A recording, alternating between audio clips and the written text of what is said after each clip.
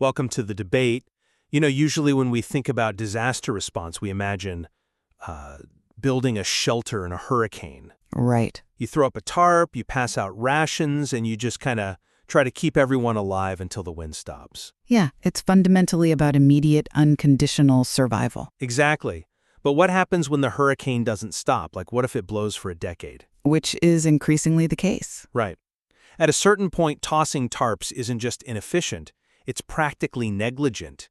You have to start pouring a concrete foundation, even while the wind is still howling. Pouring concrete sounds great.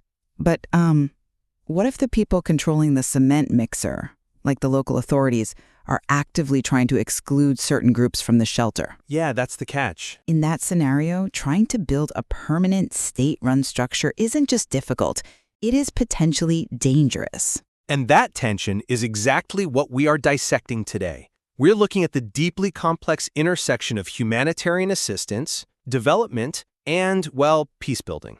It's a messy space. Extremely. So our central question today is, how can and why should humanitarian action work across the development space to strengthen social protection in fragile and conflict-affected settings, which in the sector we usually just call FCAS? Right. And I want to be clear, this isn't just some abstract theory we're kicking around. This is the exact dilemma driving the World Food Programme's new internal guidelines, recent global public inquiries, and the latest STAAR research. Which is essentially a massive synthesis of what actually works or doesn't work in global social protection. Exactly.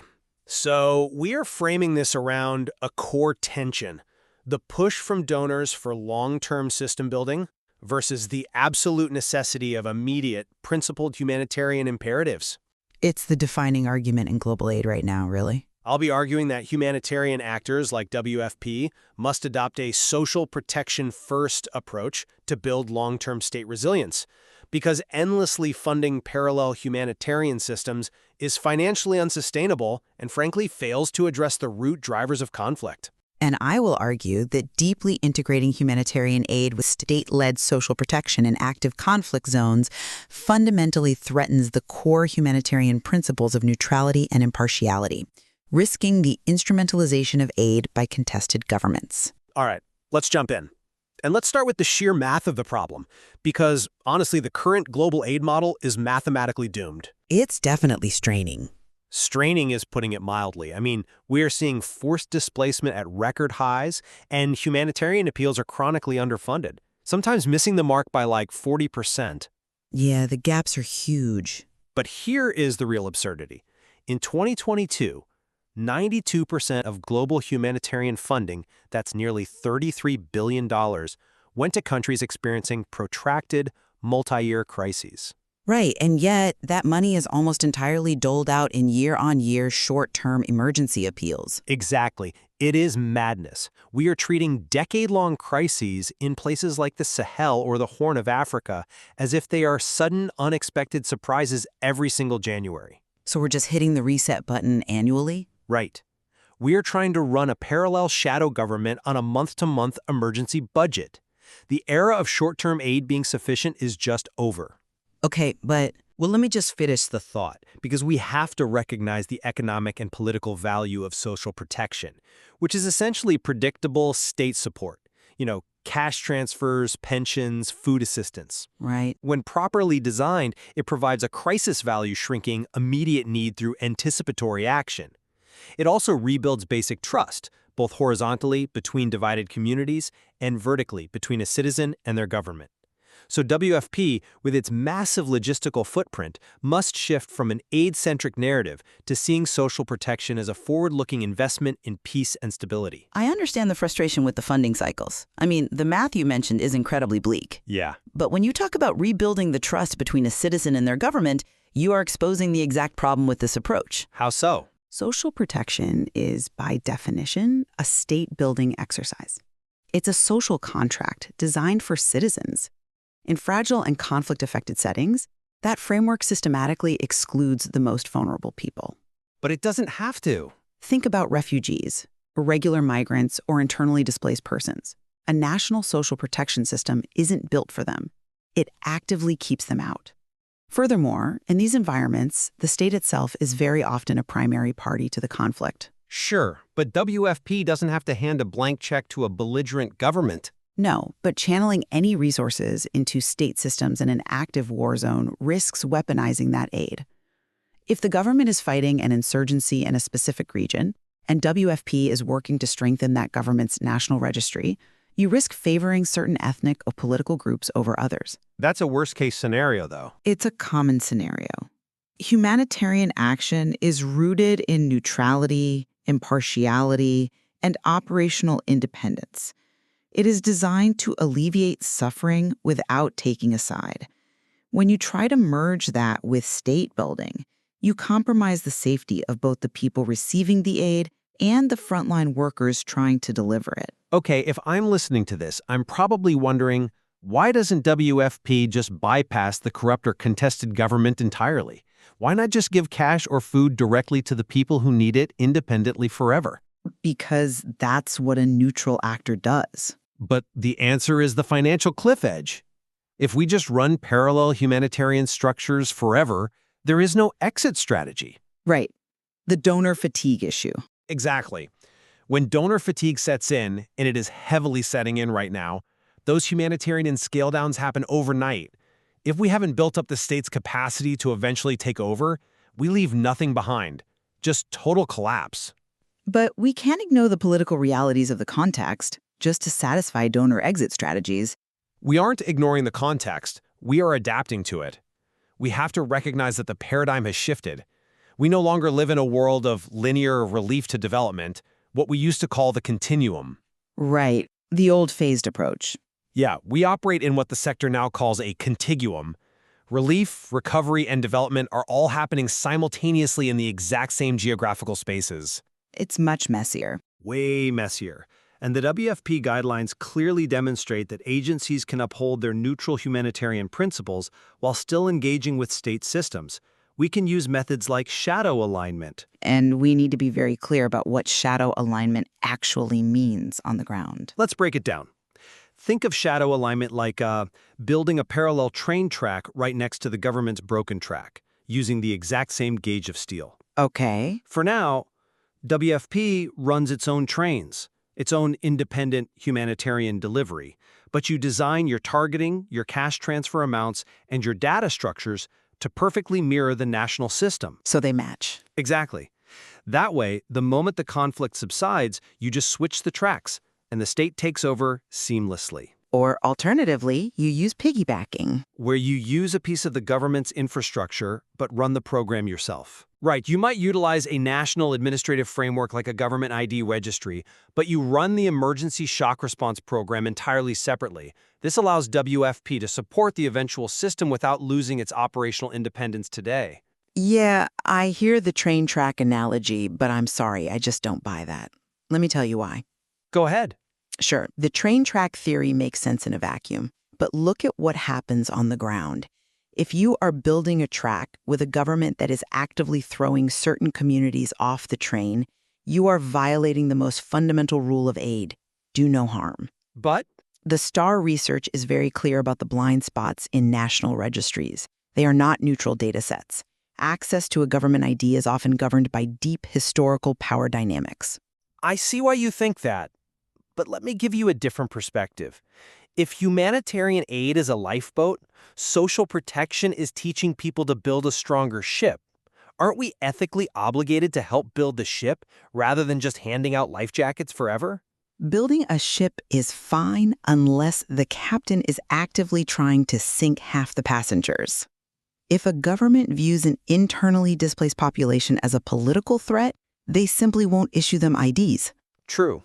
Any registry built by that government is going to inherently exclude them. So if WFP decides to piggyback on that national registry to distribute aid, piggybacking just reinforces that exact marginalization. You are effectively letting the state's political exclusions dictate your humanitarian targeting.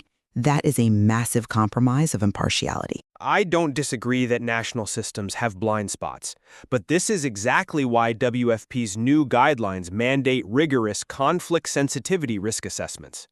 They aren't going in blind. They use tools like the ICARA. The Integrated Context Analysis. Right. For those unfamiliar, the ICARA is essentially a really sophisticated heat map. It layers historical data on natural disasters, food insecurity, and active conflict zones. It's quite detailed. It is. And WFP also uses the fill-the-nutrient gap analysis. And that isn't just some basic health survey. It mathematically models how different policy choices, like a state food subsidy versus a direct humanitarian cash transfer, will politically and economically impact different demographic groups. Okay. It tells you exactly who wins and who loses.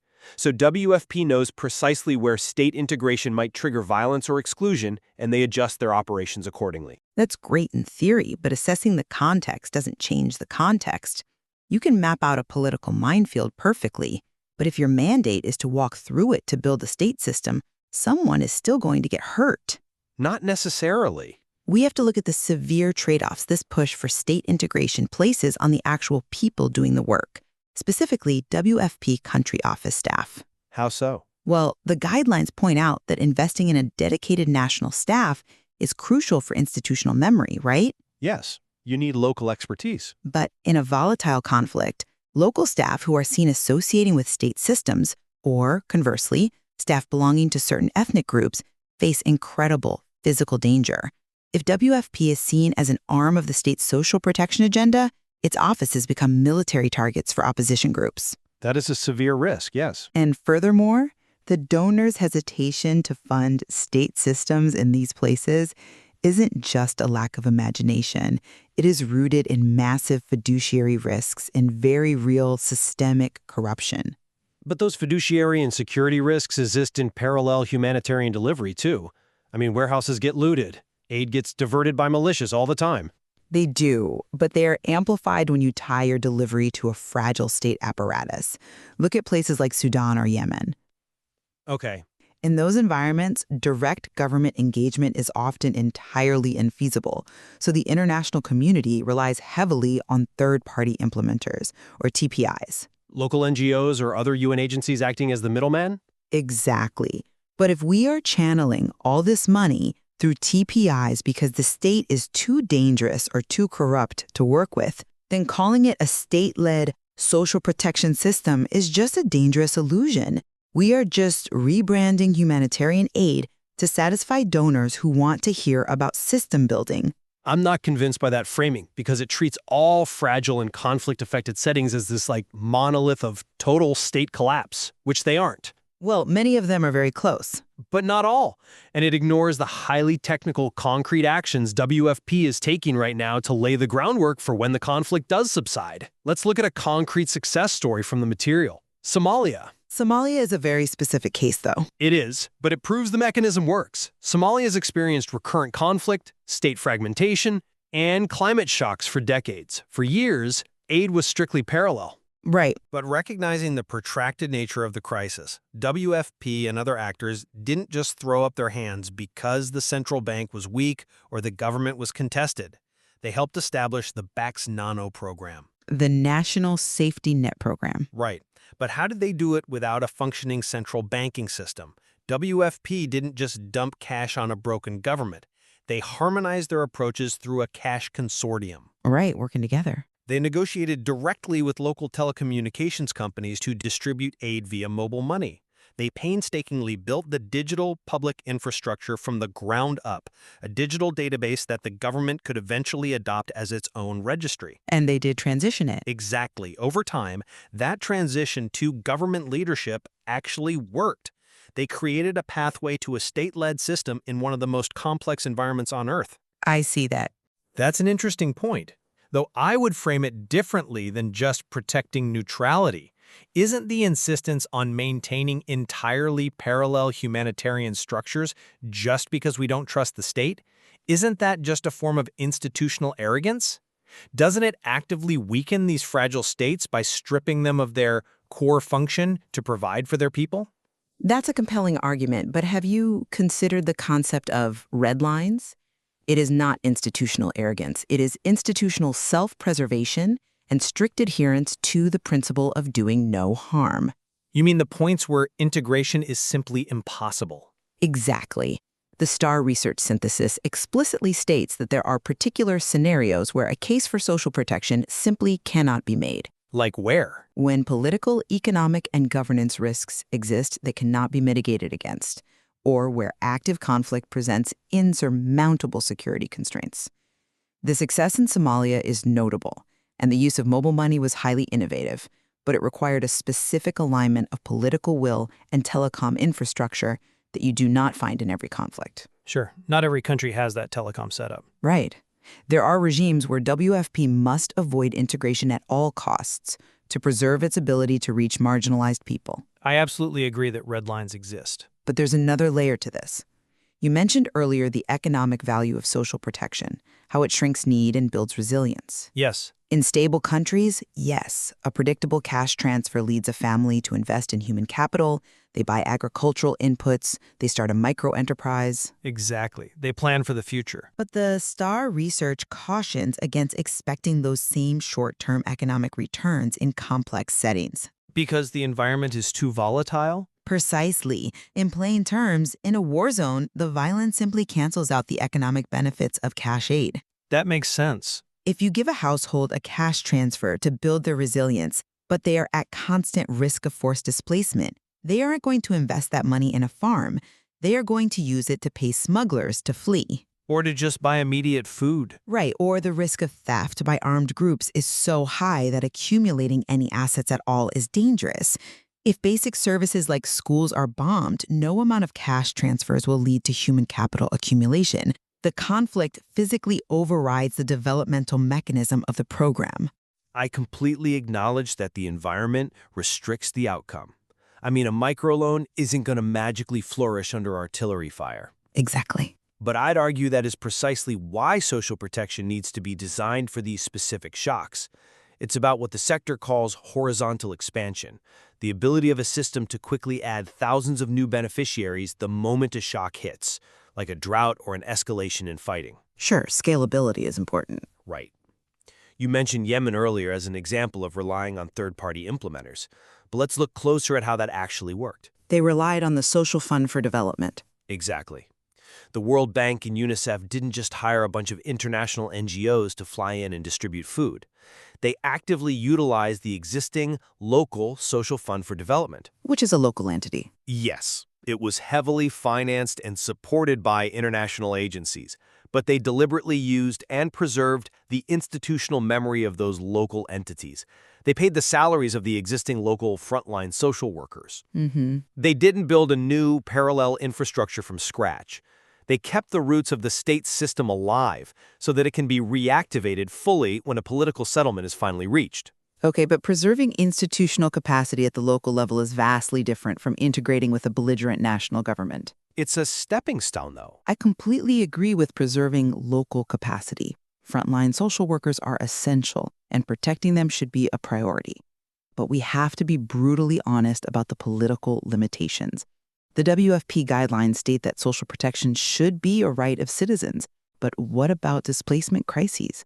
Host governments often actively refuse to integrate refugees into their national systems. Because they fear integration makes the refugees' presence permanent. Exactly. It's a massive political liability for them.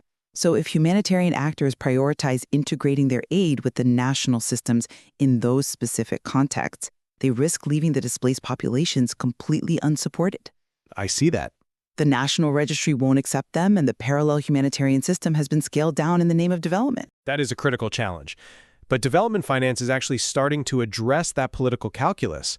Look at tools like the Global Concessional Financing Facility. The World Bank instrument. Right.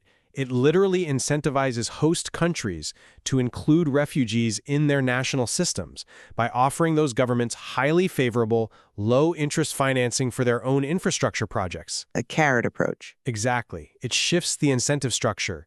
We have to use development finance to change the political calculus, to make it economically beneficial for a host country to expand its social protection to refugees. Changing a government's political calculus with development financing is a very long game, though.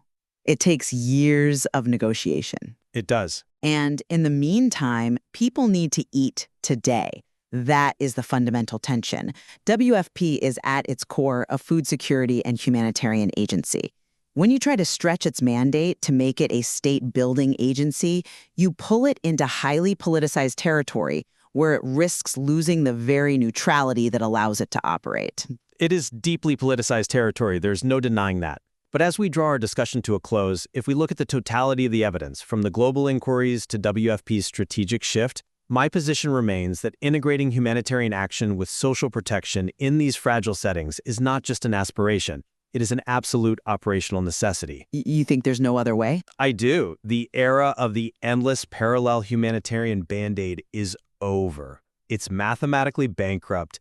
WFP must leverage its massive operational footprint to build digital registries, improve targeting mechanisms, and plan for the transition to national systems from the very beginning of a crisis response. It is the only strategically sound way to prevent total collapse when the emergency funding inevitably dries up. And my summary is that while the long-term developmental goal of state resiliency is correct in theory, the principle of doing no harm must remain the absolute precondition for any action. Of course. Social protection is inherently political. It decides who gets resources and who doesn't. WFP and other agencies must rigorously map conflict dynamics. They must maintain the courage and the operational independence to pull back, to disengage, or to use alternate parallel mechanisms if they find that state-led systems are excluding the most vulnerable, instrumentalizing the aid, or fueling the conflict economy. Well, despite our different framings of the risks, I think there is remarkable convergence in the source material on the practical steps forward. There are 3 concrete actions we absolutely agree WFP country offices should try to execute in this space. Yes, definitely. First, they cannot operate in the dark. They must undertake continuous joint conflict sensitivity risk assessments, using tools like those ICAR heat maps we talked about to truly understand the political economy they are stepping into. I completely agree with that. The context has to dictate the response. Second, even with my deep reservations about state integration, we agree that agencies should avoid entirely parallel responses wherever it is safely possible. Right. Instead, they should find safe entry points to preserve institutional memory, even if that just means keeping a basic management information system alive or paying the salaries of local frontline social workers, like in Yemen. You have to protect the foundation without empowering bad actors. Yes, exactly. And third, to do any of this effectively, WFP and its partners have to invest in a dedicated social protection workforce. That means hiring and retaining national staff who actually understand the political nuances of the conflict, while actively and rigorously mitigating the physical and political risks to their safety. Because without that deeply embedded local expertise, any attempt at system building is just dangerous guesswork from headquarters in Geneva or Rome. Exactly. Navigating the nexus between peace, development, and humanitarian aid is inherently complex. There are no perfect solutions, only highly negotiated trade-offs. The evidence base in this space is rapidly evolving, from the mobile money networks in Somalia to the preservation of social funds in Yemen.